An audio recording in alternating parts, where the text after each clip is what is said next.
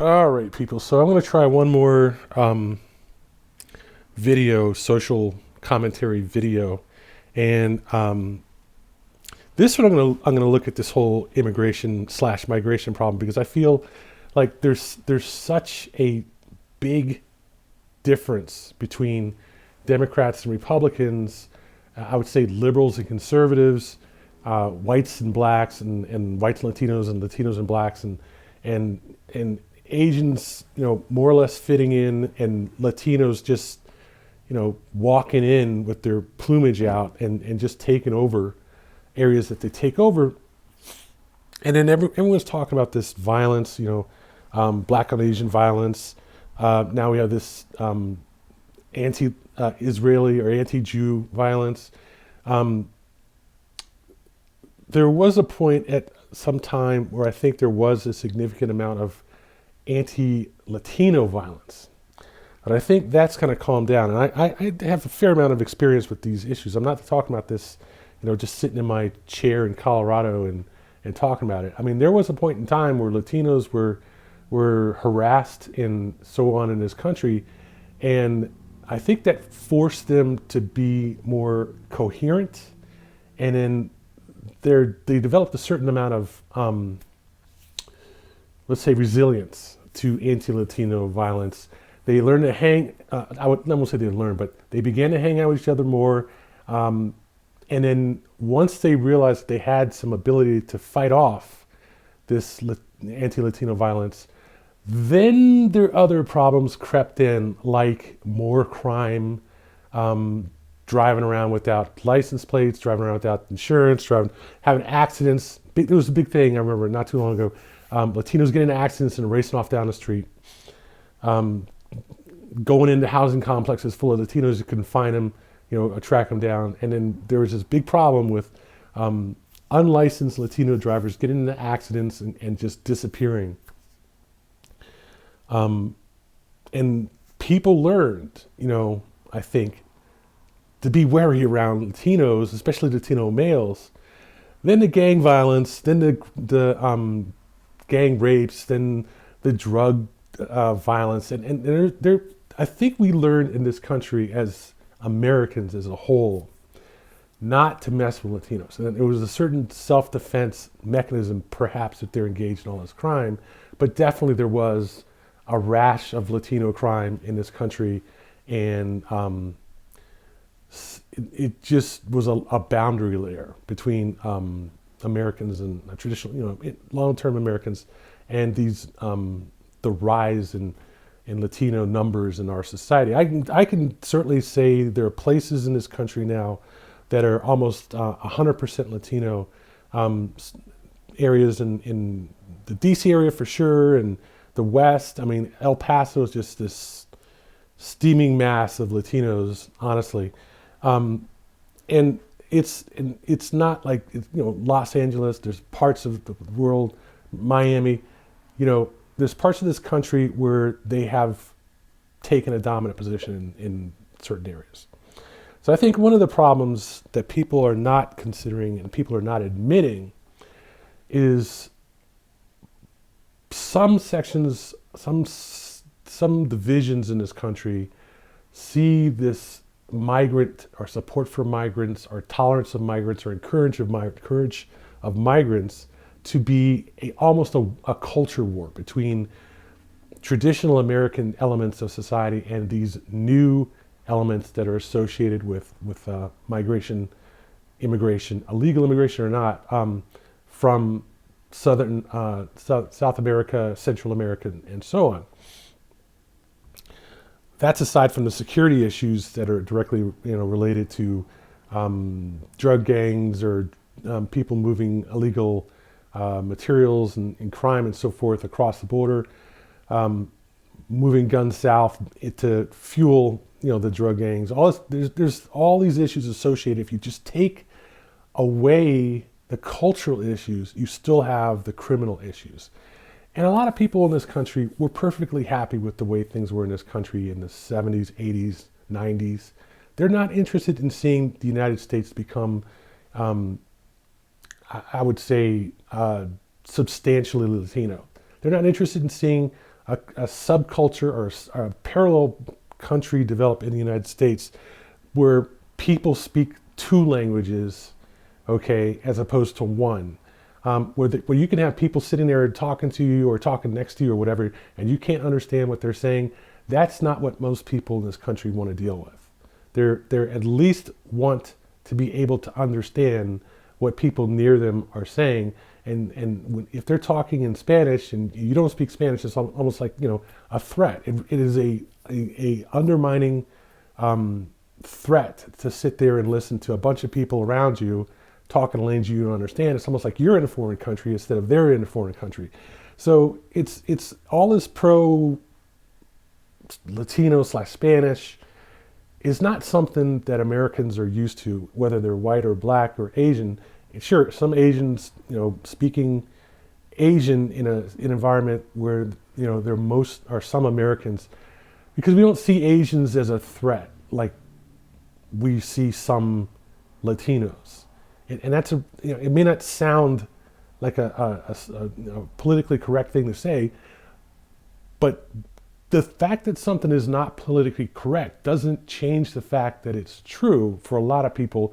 And when you're dismissing, this is one of the problems you have with this multiculturalism and so forth, when you're dismissing somebody's opinion because it's not politically correct, you're ignoring their concerns because you don't want to hear it. And that just makes you even more of a threat to them.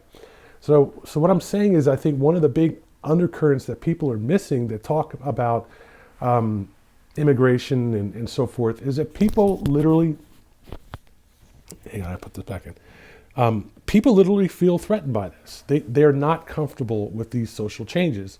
And as U.S. immigration law is being literally run over by the tank of migration, there are multiple layers of unhappiness and unease and so forth going on with this. And I think, I'm going to say this before I get into the boundary of the CNN article that I'm going to talk about.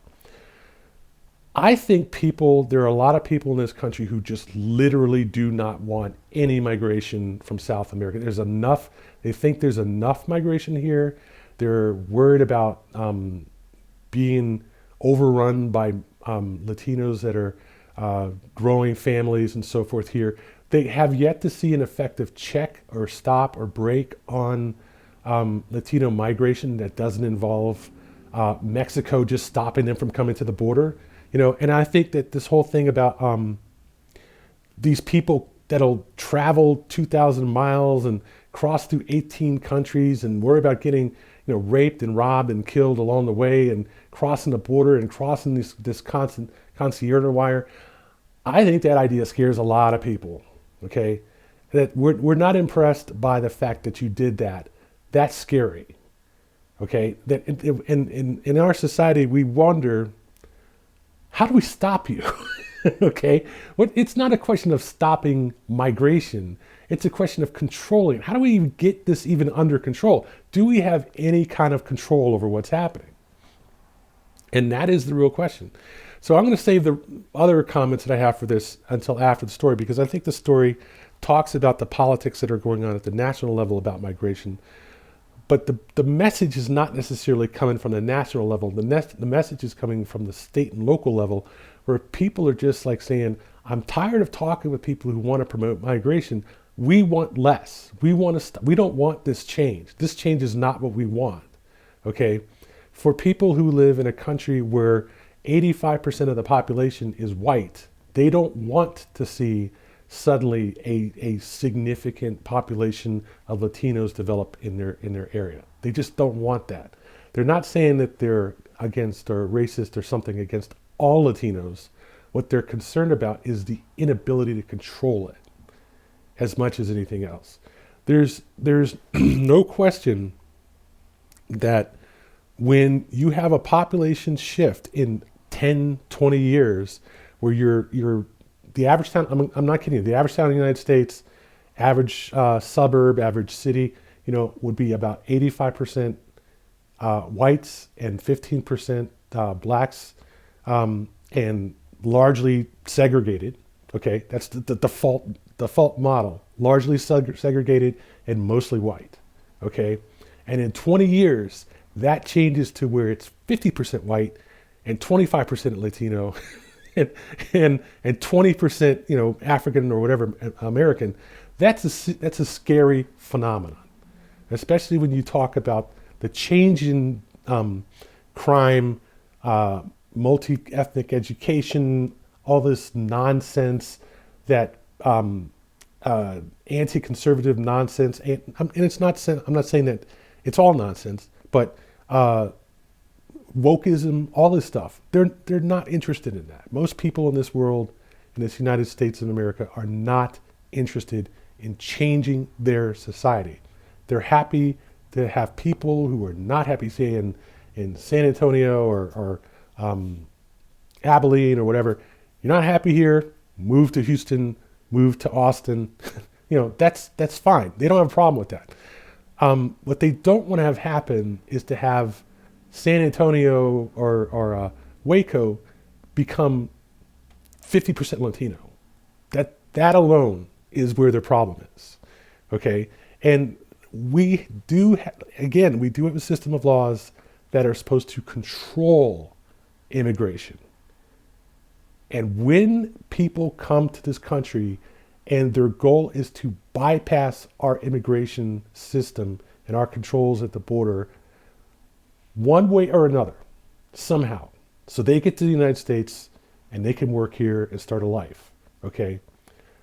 It doesn't matter whether they do it because of asylum, because they're threatening their own country. It doesn't matter if they do so because of the economic opportunities that we offer to them, legally or illegally.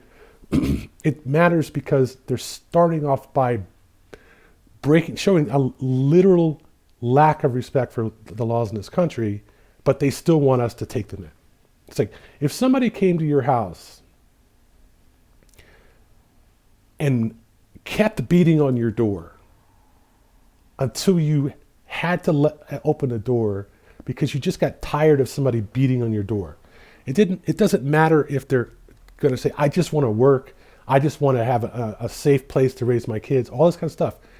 Okay. What matters is they keep beating on your door to get in because they think they have a good reason or because they really want to come in.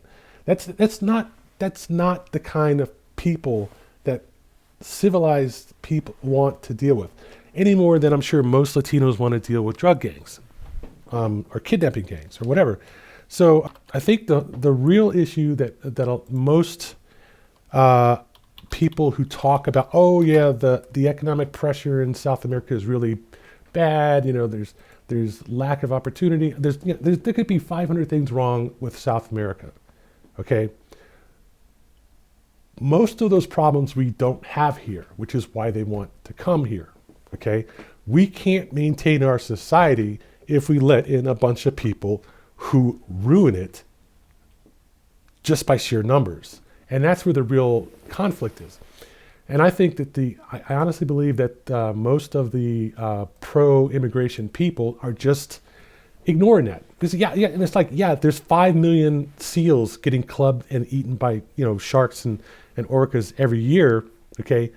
That doesn't mean that we can set up a sanctuary for all those sharks in our country and save them. It just, you start to strain resources. And that, I think that a lot of people, especially, conservatives and some liberals who aren't really willing to go out on the internet and say that, I think that's the problem that a lot of people here are dealing with in this country. And again, it's a question, is our government effective? And if not, why not? And if it's not effective because we already have too many Latinos in this country, there's the problem, okay? It's not that the GOP is the problem. It's that we have too many liberals in the country and we have a runaway problem. And I think that the GOP essentially has closed ranks around that problem. And Trump might be sitting on the outside saying, I can shut down immigration, I can shut down immigration. But I don't think Trump is being honest with the American public about what his real goals are. Because I think there's a segment of this, and I'm going to say this one thing and get to it in a little bit.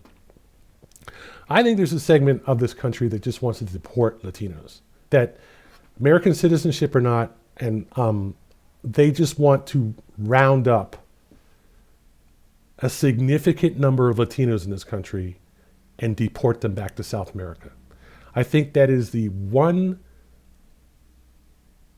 common thread among the GOP that is just not being talked about enough, okay, that only the Trump idiots and the hardcore conservatives in the GOP, and there's probably some Democrats also in that group, that's the dirty little secret that's not being talked about in this situation right now, is some of these people have gone past immigration, gone past asylum, and are just like, get them the fuck out of here. That's simple. So I'm going to read this story by Fahid Zakaria, who is a long time CNN. He used to be on CNN TV and CNN cable a lot, and he fancies himself something of a internationalist. And it's interesting to see him come back to this issue about immigration. So let's look through this and line by line and see what he says. He says, opinion, the border compromise would have helped a lot. Again, I'd call that a questionable statement. Here's a picture, Border Patrol agent walking along a line of migrants waiting to turn themselves into U.S. Customs Border Protection after crossing the U.S.-Mexico border in El Paso. Okay, now I've been up Highway 10 west from Texas. It actually goes west from Georgia, honestly, through Louisiana, Alabama, Texas. Then you get out to New Mexico. And when you get to New Mexico, there is a radical change in the makeup of the people that you come across heading west. And going from El Paso to Arizona and heading north up into California, man, I mean, that you're on the border, okay? You can, a lot of Route 10, you can look on the side of the border, look off the side of the highway, and there is a border wall in some places. There's this vast amount of desert out there in some places. And just imagine people traveling across all that desert, going through all those drug gang controlled areas and coming to the United States, and then sneaking across border, finding these holes or going to Ciudad Juarez or whatever and coming north. Now, that was before the asylum option became an issue, because they were not offering asylum to people who illegally cross the border. So if I remember correctly, when Biden became president, the policy changed that they could apply for asylum in legitimate border crosses. They could come to El Paso or other areas and apply for asylum. And I don't know exactly the timeline, but there was some of that when Trump was president, but they had to go back to Mexico and wait for their hearing. And I think right around the time when Biden became president, it may have been because Trump had to deal with some legal issues and getting his executive orders going through, or Biden changed the policy, or one of the two. I know there's a radical change when Biden became president, but the big change was that they could stay in the United States while they were waiting for their asylum hearing. Meant, of course, that they had to find a place for them to stay. And then that just sort of got swamped. That the border, asylum hearings were taking longer and longer to happen. They're up to like 10 years now. You come to the United States, sit in the United States for 10 years, before you get an asylum hearing. And part of that is because Trump did his very best to gut the judicial system, stopping all of Obama's appointments. Before he even was elected, and not to mention afterwards, but doing everything they could in combination with McConnell and the Senate and the House GOP leaders to just shut down the Obama government. And we had this massive hole of judges, both administrative and criminal and civil judges. And it took a while for that too, also to be taken. They had to nominate these. Trump had to put people in and nominate them and get through this through the Senate. Same thing with the military. It took a good 3 years, 4 years, still into the Biden administration, before they got the federal government back to the point where it was even operating anywhere near where it was before. Then we had these judicial courts to staff as well. And with this swarm of migrants that came into this country after Biden was elected, they rapidly overextended the border police and the immigration courts. So as we are now, that is a huge problem. Okay, the people on both sides of the fence, in terms of the Democrats and the Republicans, know that this country is full of a bunch of people where 90% or more won't get asylum. It just won't happen. So we would have to assume that they're going to come to their asylum hearing after being here for 10 years, as opposed to joining the ranks of people who don't even bother to apply for U.S. citizenship or a green card because they've been working here legally for so long. They don't need it anymore. And then they have to bring them, into the immigration courts. They have to be given an opportunity to actually get asylum. Those who don't get asylum have a deportation hearing after that. Then they have to show up for the deportation hearing, and then they have to actually show up for deportation. Okay, so those are 4 or 5 different stages that all of these people who have come here, migrants, okay, have to go through before they get deported the first time. And some of them are going to turn right around and come back to the United States and simply live here, under the radar, and they'll get caught and deported once again. That's twice. Some of them will be caught in committing crimes and so forth, get arrested, serve a jail sentence, and then have to be sent to ICE for deportation again. And by that time, they'll be here 30 years, let's say, So there's a lot of people who are really upset about that we don't seem to really have control over that. And excuse me, they're upset at the fact that what looks like a large criminal, a specifically significantly criminal element of South Americans is taken over and radically changing their country. And as such, people who are upset by this are banding together and forming what I would call a quasi-secret society, where they're doing things like not selling houses to Latinos in certain areas, which they call redlining, which is a very old practice in this country, of real estate agents just simply not selling houses to the wrong people in certain neighborhoods. Okay, they used to do it with blacks all the time. Now they're doing it to Latinos. Certain areas of a city or a state are becoming majority Latinos because they're concentrating in these areas. As the population ages, they're moving out, and retiring in areas that are, they feel safe, as retirees in their 60s and 70s, and they're not interested in associating with significant Latino or significant black minority and certainly liberal populations. So they tend to be conservatives when they collect, and they aren't interested in having everything they've worked for in their entire life undone because, some liberals or some Latinos or blacks or whatever move into their neighborhood. It's like a real problem.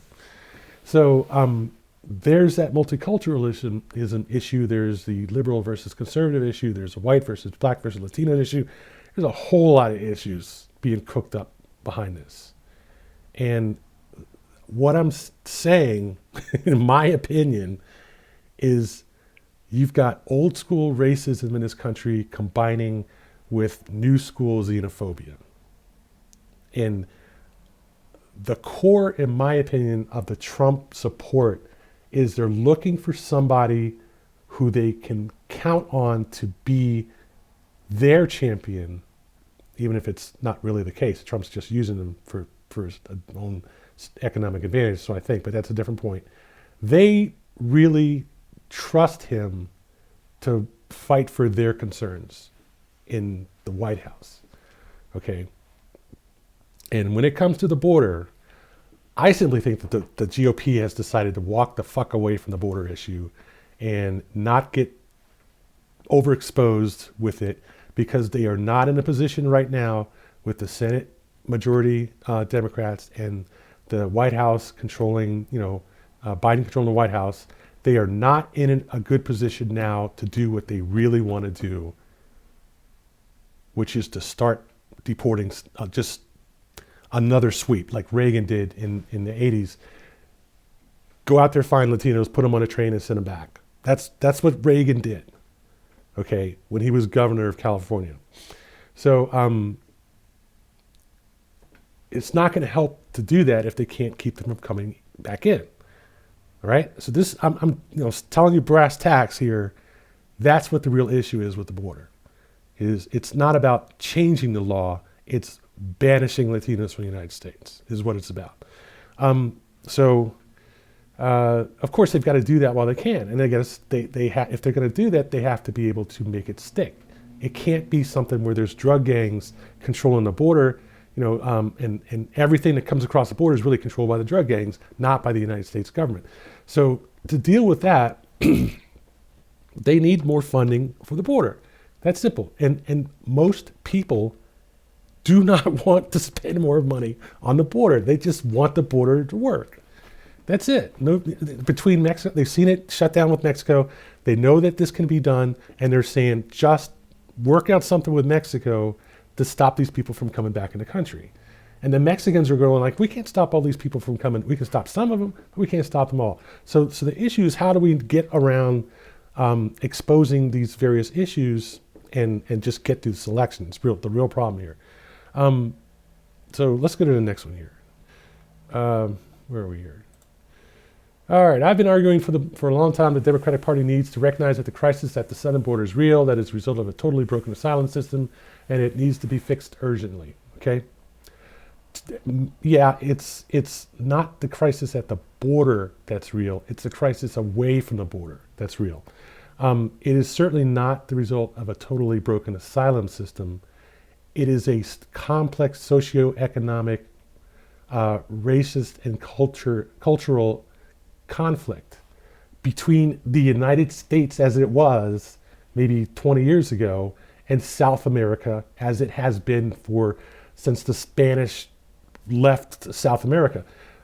We just have a system of a lifestyle, a legal system, all these factors in the United States that are just not in South America, and that's what's driving people north. That's simple. I get lots of people telling me that it's wrong, that I'm wrong and cruel, that I'm buying into Republican rhetoric about this. It needs to be fixed urgently. No, it isn't going to be fixed urgently. It doesn't need to be fixed urgently, and we've had it for a long, long time. The problem is it going to change? That's the question. Is it going to change? But this week, the Biden administration and Senate Democrats finally acted to fix the system along the lines Republicans have been pushed for, only to find Republicans now change their mind. That's also not true. Okay? These people have been acting about the border and border legislation for 20 or 30 years. It's being worked on the Hill.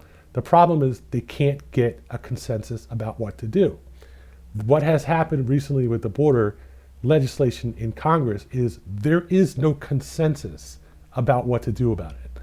A new Republican argument is that there's no need for any change in the laws related to asylum, and President Joe Biden can simply use executive authority to solve the problem. Yes, therefore they don't have to do anything. That's their argument.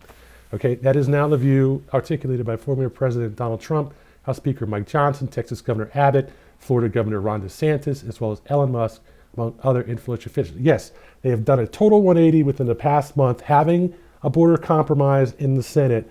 They said, nope, we don't need it. Because they don't want it. They don't want it. It's not a question of whether there can be a compromise. The problem is you've got too many people who just don't want one. They're not interested in what this Congress, this administration is willing to compromise to do. They want them out of the way so they can do what they really want to do. This is a complete turnaround for Republicans. 2019, Steve Scalise explicitly argued it takes congressional action. You need to change law. That still hasn't changed, believe me. It's just they're not willing to change the law to a negotiated compromise. Same year, Trump also said you have to change loopholes, you have to change asylum. Not anymore. Yes, so on and on and on, you got to understand these people were just bluffing. They're willing to change the law. They just don't want to negotiate with the liberals anymore. They're done with the liberals. Trump was right back in 2019. In fact, he knows it because he tried to use executive order or authority when he was president, but it either didn't work or was altered or blocked by the courts. Yes, a significant amount of what he tried to do didn't work, like the border wall, which is a joke, or was altered or blocked by the courts. Yes, he found that the Supreme Court would not support what he wanted to do. And this is, again, one reason why him putting in 3 conservative judges was a huge deal, okay? And made many in the GOP very, very happy with Trump, no matter what he did. He got them basically in charge of one of the major branches of government for years. He was able to turn people away once he could invoke Title 42 during the COVID-19 pandemic on the grounds of a public health emergency. Yes, he was able to turn people away who were willing to interact with the Border Patrol. The ones who didn't want to interact with the Border Patrol, he had effectively no interaction with. And so during the pandemic, what we found was the growth of this whole coyote business and the drug gangs, where they could basically get people into the country without dealing with the border control. Biden did, and that became just, there's another reason we can now go into the United States. Now we don't have to worry about asylum. We can get past the Border Patrol if we hire people to go, to escort us across the United States. There's a whole different set of bullshit where they were charging people significant amount of money and people were taking out loans to come to the United States. They get to the border and get dumped in the desert. They were expecting to get a ride somewhere, a bus, air conditioning, all this kind of shit. They're literally coming here after starving and fighting their way all the way across, all the way up to North America. They get to the border, the coyotes would just drop them in the middle of a field. But the rumors, the system, the procedures, the business has all grown from the shutdown with the revocation of Title 42, the solution of the COVID problem, with the vaccines and so forth, and the country no longer being in an emergency under COVID because you did have a lot of GOP states that just didn't want to deal with COVID anymore. And that became an issue where people were saying, you're a traitor if you use these vaccines, right? And then we had that whole problem. But essentially, the government of the United States in its various areas forced the end to the COVID restrictions, and the country headed back towards normalcy in that regard. Now you don't even see people talking about COVID anymore, even though COVID-19 is still an issue in the United States. You still have people getting sick from COVID. It's just we can't have, it's politically incorrect now to worry about COVID, okay? There's a big issue in a lot of the southern states where they just rejected the concept of COVID shutdowns and COVID vaccines and everything. So the conservative commentator David Frum explained the situation cogently on my CNN program last Sunday, blah, blah, blah.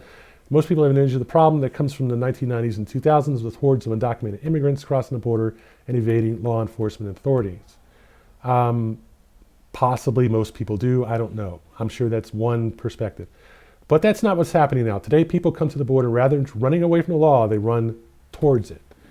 They get detained, they get processed, they get permits. They can at least stay in the United States legally for some number of years. I'm sure they're doing some background checks on some of them, but most not. They just can't handle the number of people that are coming in, and they're released into the state wherever that is, like El Paso, they're released into Texas. During that time, they slip into the country and start working. They technically don't have a choice. At some point, they have to start working, or else they go into a life of crime.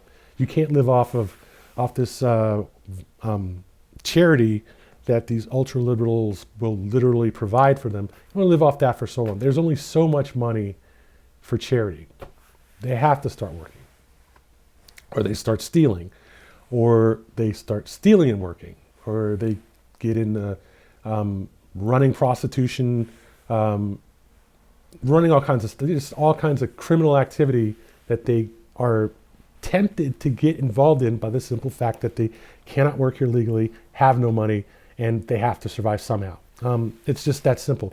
This, I think, is a core issue that we could have addressed, but there's politics around that. I think that when we talk about New York City and their plans to just give people money to live on, if they're illegal immigrants, to just give them money to basically expand the United States social safety net, people just go off the fucking rails when that plan came out. The last thing we want to do is give these people money to come here and live in our country and not, go through the proper immigration policy. That's why we have blocked them from coming in right there. But ultimately, that's one of the few sensible options other than setting up flamethrowers along the border. If these people have an opportunity to come here and work and earn a decent living by working, which they're, technically some of them are willing to do, some of them are not. Some of them are literally coming here just to get social services, and they want the government to provide for them. I mean, that is a legitimate concern, okay? But you can't group everybody into the same basket unless you're willing to group everybody in the same basket. And that's kind of like the problem. During that time, they slip into the country and start working, telling the president to enforce the laws misses the point. He is enforcing the laws. The problem is the laws need to change. Okay, you can argue that perspective all you want. We have plenty of places in this country where the police arrest people, which is one really surprising thing, that they don't just give them a warning or ride by and ignore it. They actually arrest people for breaking the law. They come to court, they go to trial, and then the judge is like, well, we don't have a place for you. We're not going to hold you in jail to your trial. And even if you are tried, we're not going to hold you in jail as a punishment because we just have too many people in jail. And we don't really want to stick everybody in a jail in the first place. And people are talking about, well, that's liberalism. This is what happens to liberal. You don't see Texas or certainly like California or any of these liberals, any of these conservative states imprison everybody who commits a crime. Georgia used to be really, really notorious for that. Like you go there and get caught with like a gram of a pot, and you do 5 years because they caught you with pot. In South Carolina, a lot of these border states, not Florida, of course, because Florida is one of the more liberal border states, but certainly Alabama, Georgia, South Carolina, you did not want to be caught breaking the law in any of these states because they would throw you deep into jail, okay? Especially if you were a minority, they throw you deep into jail. You'd come out 10 years later, you'd be wearing a skirt by the time you came out, okay? And trust me, they've always been bragging about how low crime the South is relative to the liberal states north and California. But the simple fact is that they apparently have more willingness to put people in jail and keep them there, than they have in these more liberal states. And it's not an answer to talk about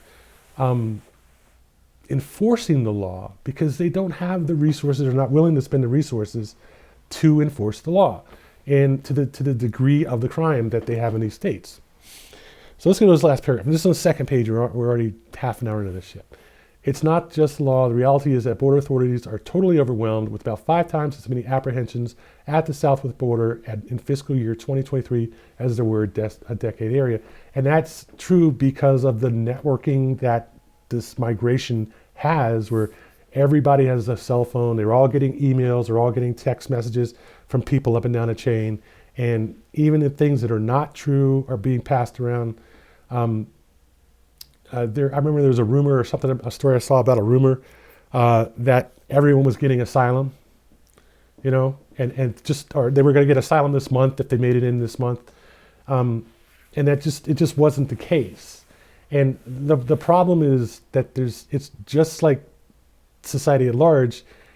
Half of the shit people are telling each other is not true, but it's still driving asylum. And people are like, well, we got to go now. We got to go now. We have to get all our money together and go now, or we won't be able to get in. It's like a gold rush that they had in the 1800s. When everyone was going to California, half the people in Chicago left the city and went to California when the California gold rush started. So U.S. Immigration and Customs Enforcement, the agency that actually carries out the deportation, is so low on funds that we'll start cutting back on its activities within a few weeks. That's just great. Okay, they don't even have the money to go find people and deport them anymore. I'm sure that's going to be a boost to illegal immigration. The Senate bill was a serious effort to solve many problems. It would have provided funding for a large increase in staff, more than 4,300 additional asylum officers and support staff, and thousands of other new hires in immigration and security. It would have given asylum officers much greater authority to make quick determination about people's statuses. Okay, now, so if you're talking about hiring more people, you're looking at approximately $75,000 per hire. Okay, you're looking at 5,000 to 10,000 hires. Okay, so 10,000, 75,000, that's $750 million that you're spending right there just on staff. Then you have the support staff for these people, which is more money. Then you have the offices and other shit that you need for them to do their job. You're talking about $5 million just in that one change. $5 billion in that one change. So again, not what people want to do is spend more of their tax money to deal with more migrants. That's not the answer they want. And certainly it may sound like a great idea when you're the one spending other people's money, but it's not what the GOP and other conservatives want to hear when they're trying to make their argument that they're going to save other people's money. And if nothing else, they don't want to spend it in the government. They'd rather have some contractors or private facility take care of this. It's just not going to get a lot of votes like that. It crucially would have shortened the 5 to 7 year adjudication process to a first hearing within a target of 90 days, a final determination in another 90 days, which again is questionable whether that's enough time, and essentially that they're blocking people from coming to the country, or they're just waiving them as they go past. And it would have given the government the authority to declare an emergency if the number of arrivals rose beyond certain thresholds, allowing them to turn people away. Fine, it's still a threshold. It's still a large number of people, 5,000 people a day over a week. That's a lot of people. And the whole problem with that is, you might be a government authority here, but you're saying, okay, we can let 100,000 people in this week before we have to block them. Which 100,000 are we going to let in? You end up holding them 90 days and processing them in 90-day blocks. And at some point, they're going to trickle past that block, and the whole system is going to have to reset. They're just going to have to let everybody in this detention facility, whatever it is, let them in and start over with a new set of people. It's not perfect, and frankly, it's not even close to perfect, and that's why it's not happening. The basic standard to determine whether someone qualifies for asylum is too low. They're poor. The prospects for their future are poor. They're likely to be exploited by criminals. They want to leave and come to a safer place where they have a better chance of earning a living. Does that meet the qualification for asylum? What more do you want from these people? They've been targeted by the government? I mean, seriously? It has been raised a notch, a senior White House official told me, and conceded that the Democratic left had resisted raising it more. Of course they did. House Republicans, because one of the problems you have to understand is that there is a significant block of people who want more immigration. And they're going to resist raising the standards for asylum. People who want to lower immigration, they're going to resist, having low standards for asylum. And those two blocks are just never going to cooperate. It's just not going to happen. But again, that requires changes to asylum laws, which, as you just saw, certainly not first time. It's going to happen. It's going to require 2 or 3 bills, possibly. The Senate has to negotiate some kind of compromise with the House.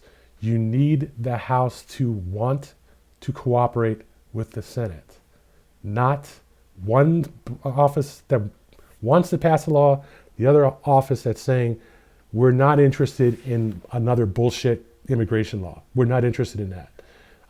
The most obvious proof that Trump realizes that this bill will give the administration powerful tools to address the crisis is that he is so dead set that it should not pass. I don't know if I'd say he's dead set on it. I'd say that what he will do is squeeze the Senate as hard as possible to get what he wants, or what the GOP wants, certainly the GOP leadership wants, and then take credit for it. And the House at this point has 9 months to worry about the election. They have no incentive to take the first bill offered by the Senate. It may come down in July or something like that. If Trump isn't qualified to actually run for office, or if he starts to lose polling against Biden or whoever, this could change, but not the first time. In this position, they're in too strong of a position. The election is too close for them to leap at the first bill offered by the Senate. So were it to pass might solve large parts of the border problem, which would not serve him politically. Duh. He wrote on social media, the bill is a great gift to the Democrats. I wouldn't even say that. I'd say the Democrats have a hand at this point that they're going to have a hard time beating. And arguably, the Democrats have not much of a desire to change the current administration law. Okay? They can just say it's failing, the system is broken, we need more money, and the GOP isn't compromising and giving it to us. So the first problem you have to understand is they need a law that works. They can't get something that works, the system that works. Nothing is going to change, because the people who have what they want right now are happy. The people who are not happy cannot make any changes without the people who are happy making a compromise. The rest of the West is facing similar challenges, grappling with how to adjust immigration and asylum laws. I definitely can tell you that Germany has made some changes to their immigration and asylum laws based upon the massive amount of migration from Syria and other Middle Eastern countries, where basically you've got another 3 billion people doing every damn thing they can to get into Germany and France and the UK and earn a living. And not to mention that the UK has just these ridiculous social programs. The Germans indeed themselves have a significant amount of socialism, and the French are just as radical as they possibly can be. You go there, start a riot, God knows what's going to change, or just stay there. It's not a bad life living in France compared to living in North Africa. Many countries have taken significant steps, yet in America, one of the major political parties is determined to inflame the crisis rather than douse it, fiddling while the country burns, hoping that they at least can inherit the smoldering ruins. Trust me, they're not inflaming the crisis. The crisis is self-inflaming. They are just holding a line on reducing immigration rather than continuing to fund the current levels of immigration, and giving even greater incentive for people to come to the United States illegally or around the border immigration policy. And that's it. Okay? I think that is the real issue. The first problem is the country is not going to burn. We will not have smoldering ruins. We have bigger problems from long-term global warming, from a potential war with Russia, and a potential expansion of that war in the Middle East, And in Asia, we have far bigger problems than the border problem right now. Okay? As a matter of fact, you can say the border problem is, if not the least of our problems, it is inevitable, okay, that this country's makeup is going to change. Inevitable. We are simply not going to go back to the country that we were in 1950 or certainly 1900, where the country was 85% white, and pretty much everything in this country was controlled by whites, for whites, and that just was how it was. Okay, those days are gone. It's that simple. The real issue, and I think a lot of the issue behind this failed law, is not just the GOP not wanting to support it, but the liberal side of the Democrats and some of the more liberal Republicans going, you guys are just fighting a river. It's getting deeper and deeper and swifter every year. Okay, you're fighting an uphill battle against the forces of nature. At some point, it comes down to just the fact that they can cross the border. That simple. And I think that the bigger issue is that we're going to literally try to stop that from happening without accepting the simple fact that anything that white Americans do to stop Latinos from coming north, Latinos can work around. Okay, there's nothing that the government of the United States can do to stop migration at the border. What they can do, and what we used to do in the 50s in South America, in the post-war Korean so forth era, was we used to try to incentivize people from South America, if you don't want to call them Latinos, if we tried to incentivize them to stay in their own countries. And then we ran into a big problem with that because people accused the United States of treating South American countries like they were sugarcane, plantations, the colonialization of South America in the interest of the United States. And that led to a sort of a reactionary force where more or less intellectuals, socialists, socialists and communists took advantage of that and generated these large popular movements like Cuba and Che Guevara and his issues with Nicaragua, Colombia, Venezuela. The socialist takeover of Venezuela right now is part of the tail end of that whole counter-Americanism, counter-conservatism. Because it's a complete problem. It's not just about money. There's also the issue of crime. There's also the issue of social acceptance. You don't have this social stratification in the United States that is present in many places in South America. Okay? It's just a better place. Let's face it. Okay? Otherwise, they wouldn't have come here in the first place. I don't think many people in their right minds are going to sell everything they have, if they have anything to sell, and pay somebody to deliver them 3,000 miles to another country unless it sounds like a good idea for them to do that.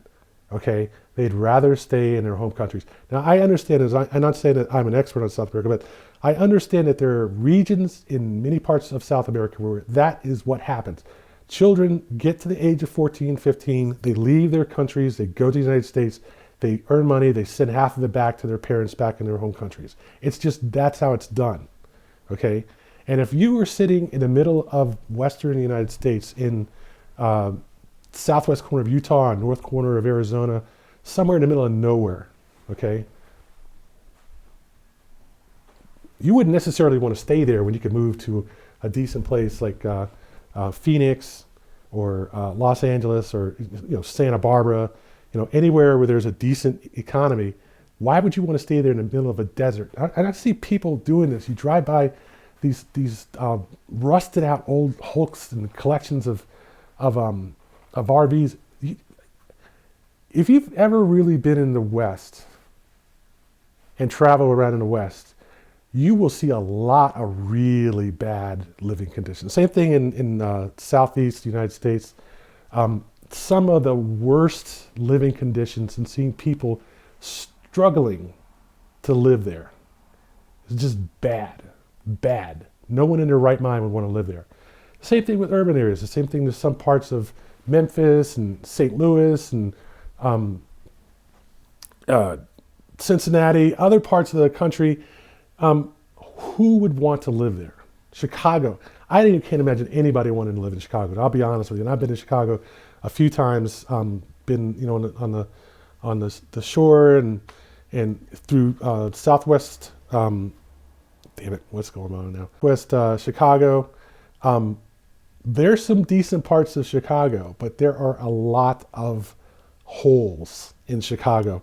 And the same thing with New York City.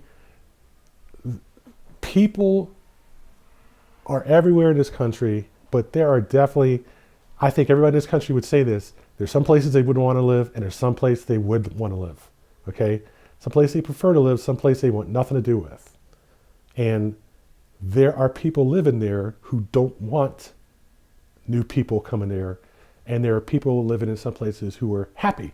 Yes, this is great. Bring in more people to live in our area. Let's revitalize this community. Let's do this. Let's have some federal investment and state investment, all this kind of, and like Gary, Indiana. Okay, let's go rebuild Gary, Indiana. Let's go rebuild Detroit.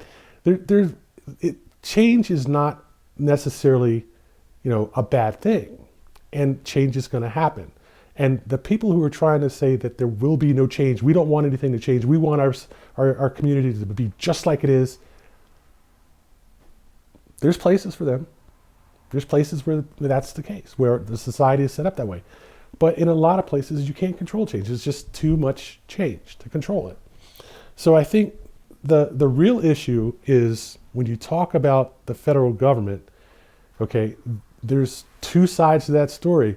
And one side of that story is saying, we are not going to allow you to tax us to pay for things to happen in this country we don't want to happen. And that's what the real issue is. Whether it's more immigration or less immigration. People do not want to pay their tax money to support change that the other side of the aisle wants. And that is going to neutralize really a lot of legislation coming out of the federal government, and things are going to change. Just people, get used to it. It's not under our control. That's just life. So one other thing that I think is important, okay, this country did go through a stage where when there got to be too many blacks in a town and the blacks were too successful, you could guarantee that there would be a purge, okay? You can look at the Tulsa massacre, or massacres in Florida. Blacks in this country had a hard time really recovering from systemic and cultural racism in this country, because you could guarantee any time they started making serious progress as a community, whites would go fuck it up. Okay? A mob of white people would go there and fuck it up. They would shoot everybody. There was all this talk about reparations and so forth. It's driven by this simple fact that a lot of the times that a group of whites would just go and burn the whole damn town down and shoot all of the blacks they could and rape the ones they didn't kill. Okay, this is the part of American history that neither side wants to talk about. You talk to some of the older blacks in this country who had grandparents and great-grandparents that dealt with this for real, you would be amazed. And part of the problem with this cultural distinction is the legacy of that violence, just as it is when I spoke earlier about the legacy of Latino violence as a defensive mechanism against white retribution and even black retribution in some places, against migrant Latinos that were moving into areas, moving into these inner cities and the suburbs and stuff that had been abandoned by whites in the United States. And in what they call white flight, is the whole area would be basically a devastated zone with no economic activity, and Latinos move into these areas and have done a fairly good job of rebuilding them. But they've also become a haven for Latino crime as well. So you can't say that it's all bad, you can't say that it's all good, and that goes for, I think, every social group in the country: Asians, Latinos, Jews, whites, blacks, whatever, okay? The problem is that some of them are more militant and more violent than others, and without a question, are more constructive, more destructive than others, and without a question, this has led to a certain amount of classism, I would call it, more than racism, a certain amount of classism in this country, which historically has significant supporting evidence.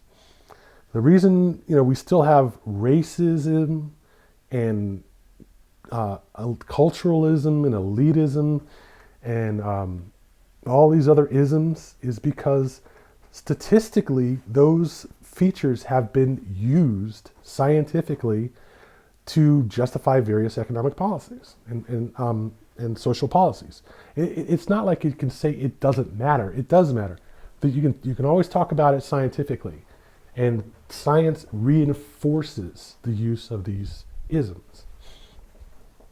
But what I wanted to say before I left this is we should be very happy that we are at least having peaceful discussions about these in the government, okay? And not having radical groups of people going into some other neighborhood and burning all the businesses and shooting. The Los Angeles riots were not that long ago, okay? Where they had groups of